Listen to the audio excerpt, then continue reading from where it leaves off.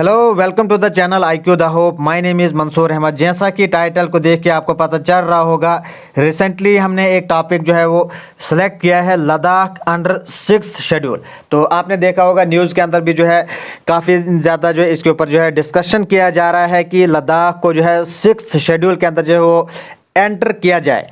यहाँ लद्दाख की डिमांड है कि हमें जो है 6th शेड्यूल के अंदर जो है वो डाला जाए। तो असल में ये 6th शेड्यूल है क्या, लद्दाख की डिमांड है क्यों, ये सारा माजरा जो है ये हम डिस्कस करेंगे।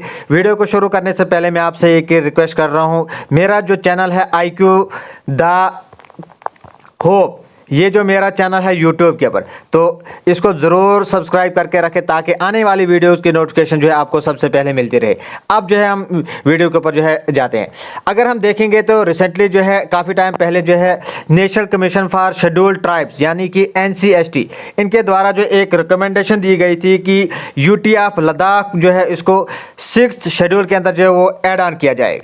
तो NCST की अगर हम बात करेंगे, ये एक ऐसी कॉन्स्टिट्यूशनल बॉडी है जिसका मेन मोटिव यही था कि जो भी लद्दाख के शेड्यूल ट्राइब्स है उनको सेफ गार्ड करने के लिए जो ये बॉडी बनाई गई थी कि इसको जो है 6th शेड्यूल के अंदर जो है ऐड ऑन किया जाएगा। इसके अलावा अगर हम देखेंगे तो लद्दाख का जो सोशो कल्चरल राइट्स है उनको जो है सेफ गार्ड किया जाए और रिस्पॉन्सिबिलिटी दी गई थी कि जो स्टेटस है लद्दाख का उसको जो है वो एग्जामाइन किया जाए और सेंटर को जो है वो बताया जाए कि लद्दाख का स्टेटस क्या है, उनके शेड्यूल ट्राइब्स का स्टेटस क्या है। अगर हम देखेंगे लद्दाख को अगर अगर लद्दाख को जो है 6th शेड्यूल के अंदर जो है ऐड ऑन किया जाएगा तो ये पहली यूटी बनेगी पूरी कंट्री के अंदर जिसको 6th शेड्यूल वाला स्टेटस मिलेगा। और इसके अलावा अगर लद्दाख की डिमांड है हमें जो है एक स्टेट भी बनाया जाए तो उसके बाद जो एक पहली स्टेट भी बन जाएगी। इसके अलावा अगर हम देखेंगे तो 4 स्टेट्स को ऑलरेडी जो है 6th शेड्यूल के अंदर जो है वो ऐड ऑन किया गया है। मेघालय है, आसाम है, वो हम सारा डिस्कस करेंगे आगे। लेकिन अब हम आगे देखते हैं नेक्स्ट जो अगर हम देखेंगे मेन रीज़न जो अगर हम देखेंगे लद्दाख का कि लद्दाख क्यों डिमांड कर रहा है कि हमें 6th शेड्यूल के अंदर जो है ऐड ऑन किया जाएगा। मेन जो बात है अगर हम लद्दाख की बात करेंगे तो 90% से अबोव जो पॉपुलेशन है लद्दाख की वो ट्राइबल है। अगर हम उन ट्राइब्स की बात करेंगे उसके अंदर जो है बाल्टी बेदा है, बोट है यानी कि बोटो है, ब्रोकपा है जिनके अंदर जो है ड्रोकपा कम्युनिटी आती है, दारदसिन ये कम्युनिटीज़ आती है, चेंगपा कम्युनिटी आती है, गारा है, मोन है, पुरिगपा है, ये कुछ कम्युनिटीज़ है शेड्यूल ट्राइब्स की जो कि लद्दाख के अंदर जो है प्रेजेंट है। अगर हम देखेंगे बहुत सारे डिस्टिंक्ट कल्चरल हेरिटेज है इन कम्युनिटीज़ के अंदर जो है जिनको प्रिजर्व करने की डिमांड भी की जा रही है। और इसका मेन लीड रोल जो है वो सोनम वांगचुक के द्वारा जो है किया जा रहा था। आपको पता है कि सोनम वांगचुक जो है ये काफ़ी मानी जानी हस्ती है पूरी कंट्री के अंदर, जो कि एक सोशल एक्टिविस्ट भी है, क्लाइमेट एक्टिविस्ट भी है। इनके ऊपर एक पूरी मूवी 3 इडियट्स मूवी, आपको पता है 3 इडियट्स मूवी जो हो वो सारी जो है सोनम वांगचुक के कैरेक्टर के ऊपर जो है बेस्ड है। तो अब हम आगे देखते हैं। अगर हम इससे पहले की बात करेंगे तो यूटी ऑफ लद्दाख को एक कुछ स्पेशल राइट्स दिए गए थे, एग्रेरियन राइट्स, जिनके अंदर जो है राइट टू लैंड था लद्दाख के लोगों के पास, जिसका मेन मोटिव यही था कि जो भी कंट्री के लद्दाख से बाहर के लोग हैं यानी कि जैसे कि पंजाब है, हरियाणा है, दिल्ली है, मुंबई है, केरला है, कर्नाटक है, ये सारी स्टेट्स है, वहाँ से लोग तो यहाँ पे आ सकते थे लेकिन लैंड को एक्वायर नहीं कर सकते थे या तो परचेज भी नहीं कर सकते थे, क्योंकि लद्दाख की आपको पता है कि सारी ट्राइबल कम्युनिटी है, लोग गरीब हैं, पुअर कम्युनिटी है। तो अब अगर पैसा आएगा तो वो बेचने पे मजबूर हो जाएंगे, तो इसलिए जो है इस राइट को जो है वो यहाँ पे जो है एस्टेब्लिश किया गया था। इसके अलावा अगर हम देखेंगे तो एक्चुअल में जो है महाराजा हरि सिंह के द्वारा जो है इस लॉ को जो है वो जम्मू एंड कश्मीर के ऊपर जो है वो एस्टेब्लिश किया गया था, जिसके अंदर लद्दाख और जम्मू एंड कश्मीर यूटी जो है दोनों आते थे। लेकिन फिर 5 अगस्त को आपको पता है 2019 के अंदर जो है वो क्या हो गया कि जब डिलिमिटेशन हो गया, हमारी स्टेट को जो है 2 हिस्सों के अंदर जो है डिवाइड किया गया। एक तो यूटी ऑफ लद्दाख बनाई गई और UT of Jammu and Kashmir बनाई गई थी। तो उसके बाद आपको पता है कि सारा मसला जो है यहीं से शुरू हो गया। अगर हम देखेंगे अगर 6th शेड्यूल के अंदर जो है इसको डाला जाए लद्दाख को, तो ये जो है जो डेमोक्रेटिक डेवोल्यूशन ऑफ पावर्स है वो भी जो है इसके यहाँ पे हो जाएगा। इसका मतलब है कि जो भी फंड्स आएंगी, जो भी फंड्स लद्दाख के अंदर आ जाएंगी, तो उनका स्पीडी डेवलपमेंट जो है इस रीजन के अंदर हो जाएगा। ठीक है, मतलब क्या है कि लद्दाख के अंदर जितना भी पैसा आएगा तो उसका जो सही इस्तेमाल है वो लद्दाख के अंदर जो है किया जाएगा, लद्दाख की पॉपुलेशन के अंदर।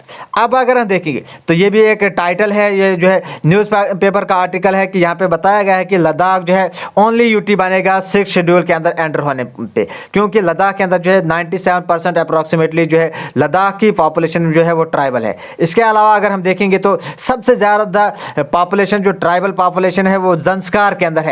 तो इसके अलावा अगर हम देखेंगे तो लेह के अंदर जो थोड़ा कम है, लेकिन यहाँ पे भी जो है 66.8% लद्दाख की पॉपुलेशन जो है वो ट्राइबल है। अब देखो जरा खुद ही जो है ये सारे 6 जगहें हैं लद्दाख की जहाँ पे जो है ट्राइबल पॉपुलेशन है।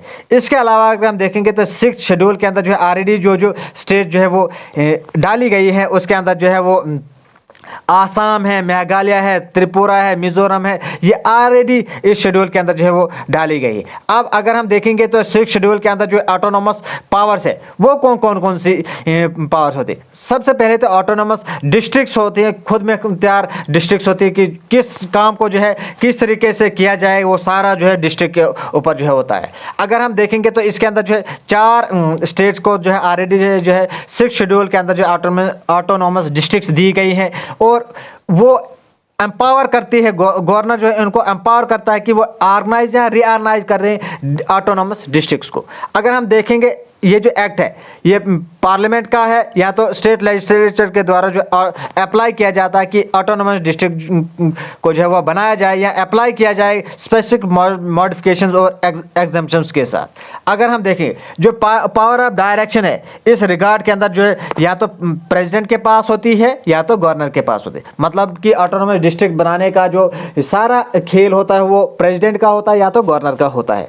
अब अगर हम देखेंगे डिस्ट्रिक्ट काउंसिल्स की बात करेंगे, जो ऑटोनॉमस डिस्ट्रिक्ट के अंदर जो है डिस्ट्रिक्ट काउंसिल बनाए जाते हैं, इन डिस्ट्रिक्ट काउंसिल्स की अगर हम बात करेंगे तो इन डिस्ट्रिक्ट काउंसिल्स के अंदर 30 मेंबर्स होते हैं ओवरऑल, जिनमें 4 तो होते हैं जिनको गवर्नर नॉमिनेट करता है और 26 जो होते हैं वो एडल्ट फ्रेंचाइज के द्वारा जो है वो इसके अंदर जो है वो इलेक्ट किए जाते हैं। अब आपका काम है कि कमेंट सेक्शन के अंदर बताएं कि एडल्ट फ्रेंचाइज के अंदर किस चीज़ को ध्यान में रखते हुए जो है मेंबर्स को इलेक्ट किया जाता है, वो आप कमेंट सेक्शन के अंदर बताएंगे। अब अगर हम देखेंगे जो इलेक्टेड मेंबर जो होते हैं वो ऑफिस के अंदर रहते हैं 5 ईयर्स के लिए है। कौंसल अगर डिजॉल्व ना हुई तो 5 साल तक ये जो है मेंबर्स यहाँ पे रहते हैं। जैसे सेम इलेक्टेड मेंबर्स को जो है 5 साल का टाइम पीरियड होता है, वैसे ही जो और ईच ऑटोनोमस रीजन जो होती है वो उसका एक सेपरेट रीजनल काउंसिल भी बनाया जाता है इस ऑटोनोमस बॉडी के अंदर। अब अगर हम देखेंगे आगे जो पावर्स है काउंसिल की, अगर हम पावर्स की बात करेंगे तो सारी ये जो पावर्स है ये ट्रांसफ़र की जाती है by the ascent of governor. Governor की सारी मंजूरी जो होती है वो गवर्नर की होती है, तो फिर जाके जो है इन पावर्स को जो है यहाँ पे ट्रांसफ़र किया जाता है। अब अगर हम देखेंगे मेन जो चीज़ हमने देखनी है, ये जो ऑटोनॉमस रीजन्स है या ऑटोनॉमस डिस्ट्रिक्ट्स है ये किन किन चीज़ों के ऊपर जो है वो लॉज बना सकते हैं, जैसे कि लैंड लॉ बनाता है, फॉरेस्ट है, कैनाल वाटर है, शिफ्टिंग कल्टीवेशन है, विलेज एडमिनिस्ट्रेशन है, inheritance of property, marriage, divorce, social customs. अगर मैं सिंपल वर्ड्स के अंदर बताऊंगा जो पावर्स यहाँ पे 6 शेड्यूल के अंदर जो है ऑटोनॉमस डिस्ट्रिक्ट्स या डिस्ट्रिक्ट काउंसिल्स को प्रोवाइड की जाती है, वो सिंपल वही पावर्स होती हैं जो कि एक सरपंच जो एक विलेज का होता है वैसे जो है वो पावर्स यहाँ पे डिस्ट्रीब्यूट की जाती है। लेकिन इनको पावर्स को डिस्ट्रीब्यूट करने वाला डायरेक्ट कंट्रोल जो वो होता है वो किसके पास होता है, गवर्नर के पास होता है। लेकिन अगर हम विलेज की बात करेंगे तो सरपंच के ऊपर भी जो है एक बड़ा पोषने वाला होता है जो कि डिस्ट्रिक्ट मैजिस्ट्रेट या डिस्ट्रिक्ट काउंसिल होता है। ठीक है, इसी के साथ अगर हम देखेंगे ये जो सारे पावर्स होते हैं कि लॉज जो है बनाए जाएं स्पेसिफिक मैटर्स के ऊपर, लैंड है, वाटर है, फॉरेस्ट है, शिफ्टिंग कल्टीवेशन है, विलेज एडमिनिस्ट्रेशन है, ये सारा जो है वो ये लॉज एक्वायर किए जाते हैं। तब तक नहीं एक्वायर किए जाएंगे जब तक न गवर्नर का एसेंट उसके ऊपर हो। ठीक है, अब आगे बढ़ते हैं। ये जो डिस्ट्रिक्ट विलेज काउंसिल है या ये विलेज कोर्ट्स भी इन्हीं को कहा जाता है। ये ट्रायल्स जो भी कोई भी केस होता है, किसी के ऊपर केस लगे, वो सारे जो है केसेस जो है वो विलेज काउंसिल के द्वारा जो है यहाँ पे कंडक्ट किए जाते हैं बिटवीन द ट्राइब्स, और इनको सुना जाता है और इनके ऊपर फैसले किए जाते हैं कि किस चीज़ को अगर हम ऐसा करेंगे तो वो सारा जो है विलेज काउंसिल के द्वारा किया जाता है। अगर हम डिस्ट्रिक्ट काउंसिल की बात करेंगे तो ये एस्टेब्लिश करता है, कंस्ट्रक्ट करता है, मैनेज करता है प्राइमरी स्कूल्स को, डिस्पेंसरीज को। अब देखो ज़रा खुद ही देखो, डिस्ट्रिक्ट काउंसिल्स के पास जो है इतनी पावर होती है, ये कंस्ट्रक्ट कर सकता है या मैनेज कर सकता है प्राइमरी स्कूल्स को। अगर कहीं पे प्राइमरी स्कूल्स के अंदर कोई दिक्कत आ रही है, फॉर एग्जांपल टीचर्स की दिक्कत है, तो टीचर्स को यहाँ पे नए टीचर्स को लाना या किसी टीचर को ट्रांसफ़र करना, वो सारा जो है डिस्ट्रिक्ट काउंसिल के ऊपर जो निर्धारित होता है। या एडमिनिस्ट्रेटिव वर्क जो होता है प्राइमरी स्कूल्स का, वो सारा एजुकेशन लेवल के ऊपर जो है ये मेन काम किया जाता है। डिस्पेंसरी यानी कि मेडिसिन ये हेल्थ के ऊपर जो है काम किया जाता है। मार्केट फेयरीज, ये सारा काम जो है वो डिस्ट्रिक्ट काउंसिल्स के द्वारा किया जाता है। और इनके पास ये पावर होती है, वो एसेस या कलेक्ट कर सकें लैंड रेवेन्यू को, और साथ में इम्पोज भी करते हैं कुछ स्पेसिफाइड टैक्सेस को। फॉर एग्जाम्पल कोई ऑर्गेनाइजेशन है डिस्ट्रिक्ट काउंसिल के अंदर, उसके ऊपर कितना टैक्स लगना चाहिए वो सारा जो है डिस्ट्रिक्ट काउंसिल तय करता है। किसके ऊपर कम टैक्स होना चाहिए, किसी के ऊपर ज़्यादा होना चाहिए, वो सारा कौन डिस्ट्रिक्ट काउंसिल ही वो डिसाइड करता है। अगर हम देखेंगे national commission for scheduled tribes की बात करेंगे तो इसको जो है सबसे पहले जो है ये अगर हम देखेंगे तो अमेंडमेंट किया गया था आर्टिकल 338 के ऊपर। तो इसके बाद जो है आर्टिकल 338 आर्टिकल, एक नया आर्टिकल जो है वो इंसर्ट किया गया था आर्टिकल 338 के अंदर, जिसके अंदर जो है ये national commission for scheduled tribes को जो है वो इसकी फॉर्मेशन डाली गई थी, यानी कि इसको बनाया गया था। और ये जो अमेंडमेंट किया गया था, कौन सा अमेंडमेंट था? 89th अमेंडमेंट एक्ट 2003 के अंदर जो है ये किया गया था, कि जिसके अंदर जो है national commission for scheduled tribes को जो है वो बनाया गया था। अब अगर हम देखेंगे इस अमेंडमेंट के द्वारा जो है national commission for scheduled caste and scheduled tribes को जो है दो हिस्सों के अंदर जो है सेपरेट किया गया। एक तो national commission for scheduled tribe बनाया गया और दूसरा national commission for scheduled tribes बनाया गया था। एक शेड्यूल्ड कास्ट और शेड्यूल्ड ट्राइब अलग अलग कमीशन बनाए गए। तो अगर हम देखेंगे तो इसको इफेक्ट में लाया गया था 19 फरवरी 2004 के अंदर। ठीक है, यहाँ तक समझ आ गई। अब हम अगर देखेंगे तो कंपोजिशन इसकी बात करेंगे। ये जो शेड्यूल कमीशन है, इसके अंदर जो है कौन कौन से मेंबर होते हैं? एक तो चेयरमैन होता है, दूसरा वाइस चेयरमैन होता है और 3 मेंबर्स इसके अलावा होते हैं। और ये जो सारे जो अपॉइंट किए जाते हैं ये प्रेसिडेंट के द्वारा अपॉइंट किए जाते हैं। अब अगर हम देखेंगे 3 मेंबर्स की बात करेंगे, इसके अंदर जो 3 मेंबर्स होते हैं, 3 मेंबर्स में से एक का होना ज़रूरी है कि वो मैंने फॉर एग्जाम्पल अगर 3 मेंबर्स हैं, ये 2 अगर मेल हैं तो इसको कम से कम फीमेल तो रखो, ऐसा कहा जाता है। अब अगर हम देखेंगे तो वाइस प्रेसिडेंट है या 2 से 3 मेंबर्स है, इनमें से 2 का होना लाजिम है कि वो वुमेन्स हो। मैंने पहले ही बताया था, अगर 3 मेंबर्स जो अपॉइंट किए जाते हैं, इन 3 में से एक का होना ज़रूरी है कि वो वुमेन है, या 2 भी हो सकते हैं। आगे नेक्स्ट वाले पॉइंट में बताया गया था या तो वाइस प्रेसिडेंट होता है या कि 3 मेंबर्स है वाइस प्रेसिडेंट, और 3 मेंबर्स में से 2 का होना ज़रूरी है कि वो फीमेल अपॉइंट किए जाए। ठीक है, आगे देखते हैं जो टर्म है ऑफिस का। अगर हम देखेंगे तो 3 साल तक जो है इनको अपॉइंट किया जाता है। जैसे चार्ज को एज्यूम करते हैं तो उनको जो है इस कमीशन के द्वारा जो है जो मेंबर्स है कमीशन के, वो 3 साल तक रहते हैं। और जो मेंबर्स है वो अपॉइंट किए जाते हैं for not more than 2 years, 2 साल से ज़्यादा मेंबर्स को अपॉइंट नहीं किया जाता है।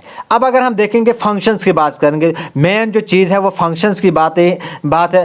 पहला जो फंक्शन है, यहाँ पे मैं थोड़ा सा जूम कर लेता हूँ ताकि क्लियर हो जाए।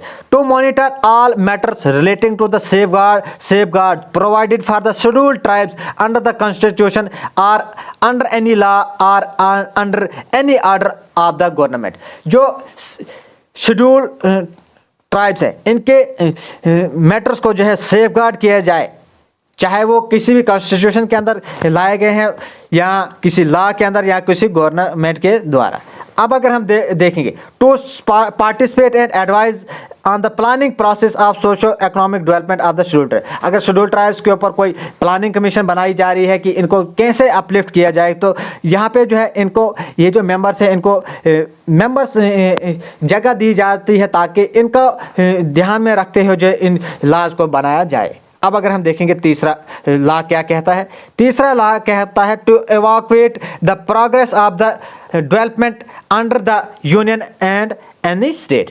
तो प्रोग्रेस को देखा जाता है, किसी भी डेवलपमेंट कोई भी डेवलपमेंटल प्रोग्रेस है इसको जो है यूनियन या स्टेट के अंदर जो भी प्रोग्रेस की जाए कि उसको जो है इवाल्वेट किया जाएगा।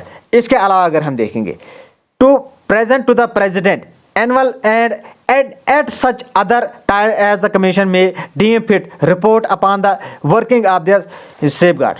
अब शेड्यूल ट्राइब्स के ऊपर कोई वर्किंग कमेटी बनाई गई थी कि कौन से काम को किस तरीके से किया जाएगा, फिर बाद में जो है उस रिपोर्ट को जो है प्रेसिडेंट के पास भी जो है प्रेजेंट करना है कि हमने इस चीज़ के ऊपर जो है काम किया था, तो हमने जो है नेट रिजल्ट जो है इस तरीके का लाया।